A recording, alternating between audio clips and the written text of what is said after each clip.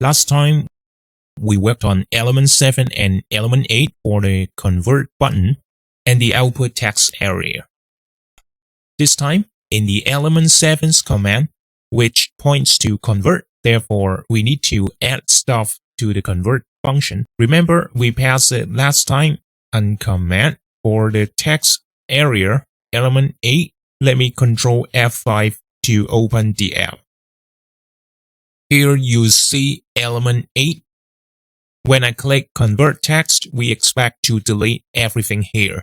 That means delete everything from the first space to the end for element 8. Then uncomment this, create a variable src content, the source content. This is equal to, let's say, element 5 here.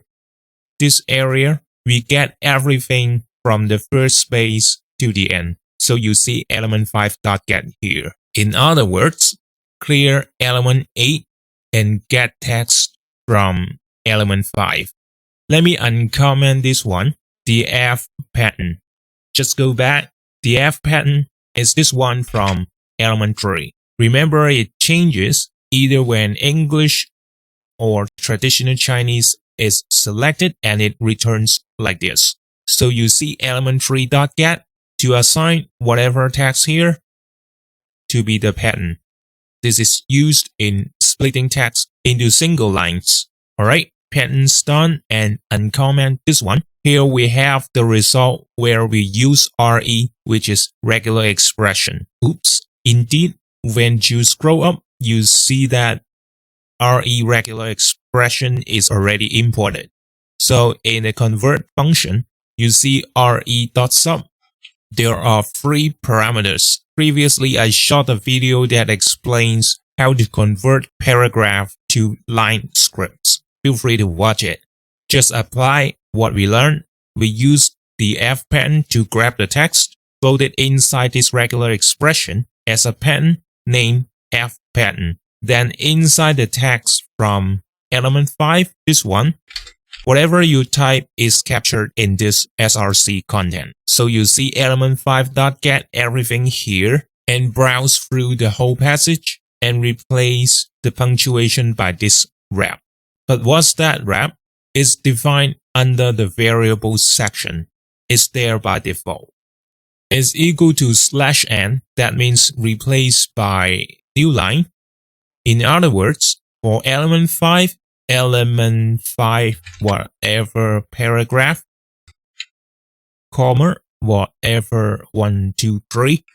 When you hit convert text, it will trigger this convert function to insert text to element 8 all the way to the end with result. That's what we've done so far. Okay, uncomment this, close it and run it again. Control S, save, Control F5. By default, I use English. It needs some tweaking, but just leave it for now. Now I pick English. That means I'm splitting with English punctuation. Open file. Select the pre-made English text example. Open, and you see I change a bit and hit convert text. And you should see whenever there is punctuation, it will skip one line and get rid of the punctuation. Here, however, comma. Here, however, no comma. And jump to the next line, and so on. Here we have a big problem. If I select traditional Chinese, open a Chinese file, this one, traditional Chinese, it won't work. Here's the warning. Here it says line 23, but indeed the error is on line 45, not line 23. Take a look at the open file here. Click open file to trigger this function.